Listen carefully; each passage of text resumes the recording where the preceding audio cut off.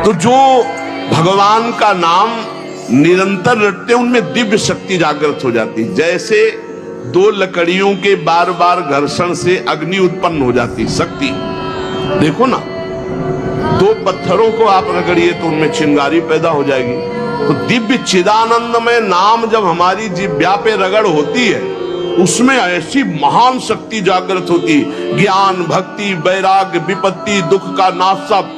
भगवान कितने समीप है, आपके समीप इतने कि उनसे ज्यादा कोई समीप नहीं है, बहुत नजदीक। जो अनुभव करना चाहो, हमारे प्रभु की यही मानता है। इस खंबे में है तो यही मिलेंगे आपको, और हृदय में है तो यही हृदय में मिलेंगे, और बद्री नारायण में मिलेंगे तो बद्री नारायण में ही मिलेंगे। जहां जैसी भावना करोगे वैसे ही भगवान मिलेंगे।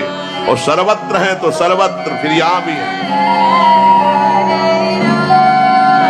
नाम जप सब कुछ इसी से प्राप्त हो जाएगा, विश्वास कर लीजिए। तो लोग पूछते हैं कौन सा नाम जप करें, तो पहली बात है कि जो आपके गुरु ने नाम दिया है वो नाम जप करो। यदि आपने गुरु नहीं बनाया तो जो नाम आपको भगवान का प्रिय, राम कृष्ण हरि शिव, जो नाम आपको प्रिय हो नाम जप करो।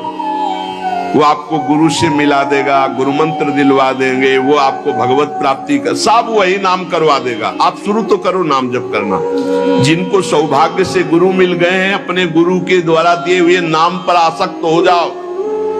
और मन का एक स्वभाव है, ये बगल में कुछ लेके चलने का स्वभाव है, गुरु से हटकर कुछ लेके चलने का। ये स्तोत्र ले ले, ये नाम ले ले, ये इसका स्वभाव है। इसी स्वभाव को हटाना है। गुरु ने कहा राम तो राम, गुरु ने कहा राधा तो राधा जीवन, उसी से आप देख लेना सब कुछ प्राप्त हो जाएगा। नाम की बड़ी महिमा है। विभिन्न ग्रंथों में भगवान के विभिन्न नामों को गाया गया है। जो तुम्हें नाम प्रिय लगे, और भगवान के अनंत नाम हैं। सभी भगवान के नाम समान बलशाली हैं, पर विशेषता होती गुरु प्रदत्त नाम में। जैसे गोस्वामी जी को राम नाम सर्वोपरि, चैतन्य महाप्रभु कृष्ण नाम सर्वोपरि, हरिवंश महाप्रभु राधा नाम सर्वोपरि, कोई हर्ज नहीं। उसी एक परम तत्व के अनेकों नाम हैं, जिसको जो प्रिय लगे खूब पकड़ लो उस नाम को, जोर से बार बार उसे जपो। तो जो भगवान का नाम निरंतर रटते उनमें दिव्य शक्ति जागृत हो जाती। जैसे दो लकड़ियों के बार बार घर्षण से अग्नि उत्पन्न हो जाती शक्ति। देखो ना, दो पत्थरों को आप रगड़िए तो उनमें चिंगारी पैदा हो जाएगी। तो दिव्य चिदानंदमय नाम जब हमारी जिह्वा पे रगड़ होती है, उसमें ऐसी महान शक्ति जागृत होती। ज्ञान, भक्ति, वैराग्य, विपत्ति, दुख का नाश सब। देखो गोस्वामी जी सरल भाषा में कह रहे हैं, यदि हृदय में और जगत में भी लोक में मंगल चाहते हो तो अपनी जिह्वा रूपी देहरी पर, जो भीतर और बाहर दोनों को मंगल करेगी, नाम विराजमान कर। गोस्वामी जी को प्राण प्रिय है 2 अक्षर राम, ऐसे प्राण प्रिय है हमारा 2 अक्षर राधा। जिह्वा पे विराजमान कर लो, लोक परलोक सब मंगल को प्राप्त हो जाएगा।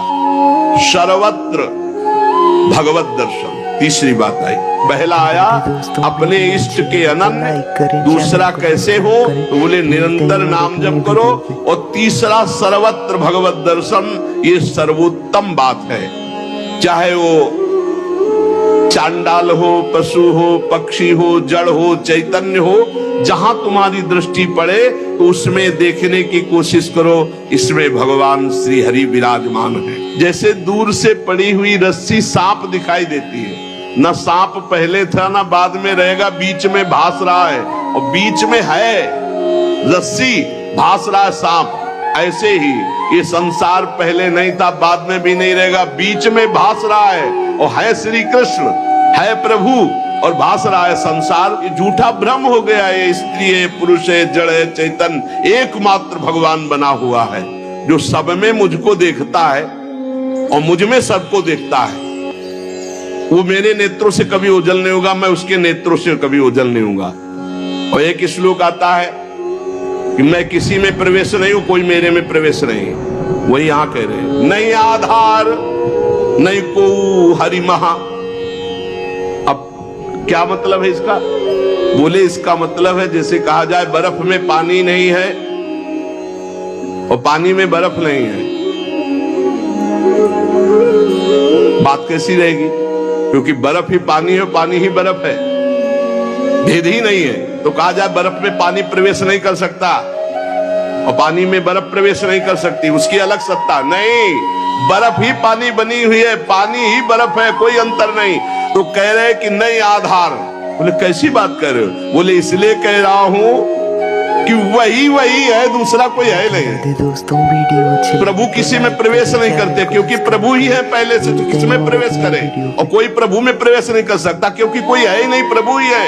स्वयं हरि जगत बने हुए हैं, सब कुछ ये हरि बैठे हैं। बस ये नेत्रों का हमारा दोष हट जाए, चश्मा बदल जाए, केवल हरि है। सिय राम मैं सब जग जानी, मानी नहीं जानी, जान के देख के अति समीप। भगवान कितने समीप है? आपके समीप इतने कि उनसे ज्यादा कोई समीप नहीं है, बहुत नजदीक है। इतने नजदीक है कि अपने आप से भी नजदीक हरि है, अपने आप से। आप अभी अपने को शरीर मान रहे हैं या मन मान रहे हैं या स्वभाव मान रहे हैं, स्थूल सूक्ष्म कारण तीनों से नजदीक भगवान है। और इतने दूर हैं कि जन्म जन्म लग जाएंगे खोजते हुए, मिलना बहुत कठिन है। क्यों? क्योंकि बाहर खोजने से नहीं मिलेंगे, अंदर डूबने से मिलते हैं। अंदर जो लौट कर डूब गया वो पा गया हीरा, और जो बाहर चाबी घर में खो गए हैं और बाहर जंगल में पूरा जीवन ढूंढो, मिलेंगे क्या? घर में लौटो, अंतर में आओ, बहिर्मुख बात छोड़ो, अंतर्मुख हो करके एक चरणदास चित्त मनंते ही से अकेले अंदर घुसो। कुछ लेके नहीं जाओगे, प्रेम गलियत साकरी जितने संबंध सब ये बोझा है, नहीं ले जाओगे अंदर। अंतर्मुख अकेले होकर असंगो हम, और फिर ढूंढो तो मिल जाएगा, वही मिल जाएगा। और जब वो मिलेगा तो ढूंढने वाला नहीं रहेगा, केवल वही वो है जो अनुभव करना चाहो। हमारे प्रभु की यही मानता है, इस खंबे में है तो यही मिलेंगे आपको, और हृदय में है तो यही हृदय में मिलेंगे, और बद्री नारायण में मिलेंगे तो बद्री नारायण में ही मिलेंगे। जहां जैसी भावना करोगे वैसे ही भगवान मिलेंगे। और सर्वत्र है तो सर्वत्र फिर यहां भी है।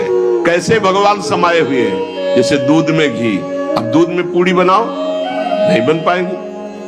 अब प्रक्रिया है, दूध को दही जमाओ, दही का मंथन करो, मक्खन निकालो, मक्खन को सिराओ, घी आ गया।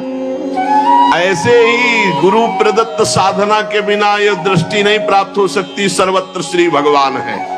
भगवान कैसे समाये हुए? पय घृत दूध में घी के समान। जैसे अग्नि और लकड़ी, लकड़ी में कहीं अग्नि है लेकिन घर्षण करो, अरण्य मंथन उसी को तो कहते हैं। लकड़ी के घर्षण से अग्नि पैदा हो जाती। जैसे एक छोटे से बीज में पूरा वृक्ष है, उसकी डाल भी है, उसका पत्ता भी है, उसका फल भी है, लेकिन उसको जब आप भूमि पर प्रक्रिया से गाड़े, बीज अंकुरित हो, तब आपको यह अनुभव में आएगा। आनंद समुद्र भगवान ही सब रूपों में व्याप्त है। एक बार ये दृष्टि आ जाए कि सर्वत्र भगवान है, वो भव समुद्र से पार हो गया। पर इस दृष्टि में बड़ा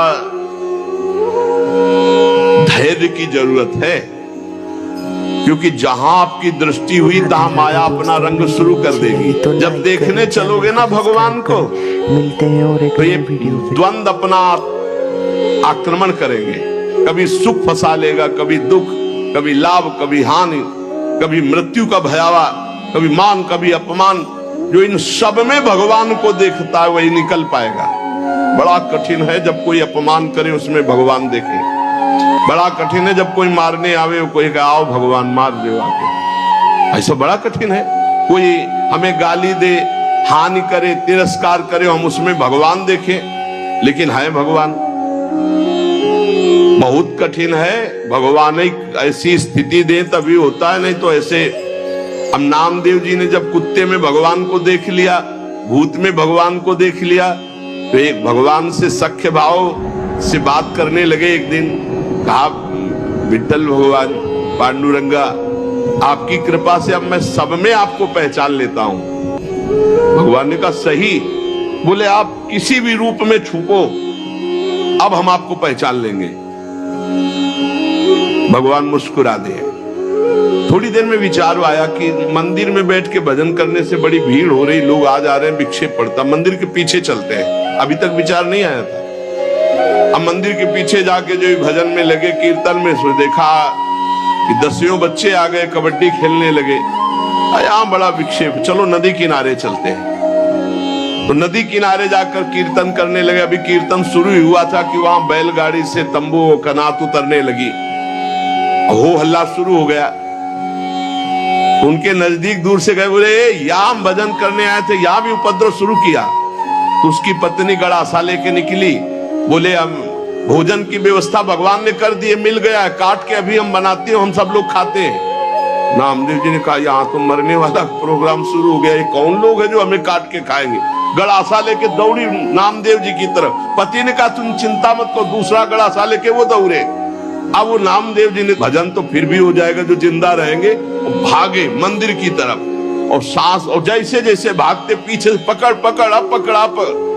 जब नगर में प्रवेश किया तो वहां देखा कि कोई ने फिर मंदिर में गया, कहा हाँ भगवान, क्या हो गया?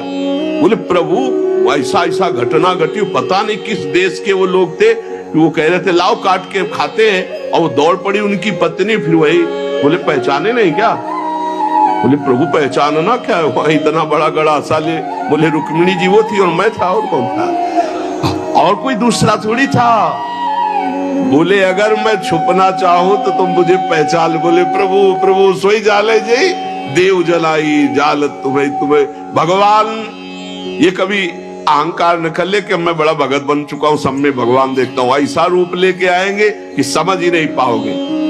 मान अपमान, सुख दुख, निंदा स्तुति, जन्म मृत्यु, इसे समान देखने वाला जीवन मुक्त होता है। देखो ये इस पर हमें समान होना पड़ेगा। द्वंद्व विमुक्ता, सुख दुख संगई। क्या देखना होगा?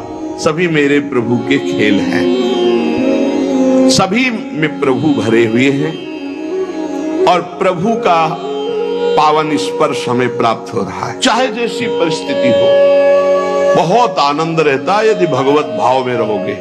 जगत भाव में तो कैसे भी रहो दुख ही दुख है, भगवत भाव में बहुत आनंद।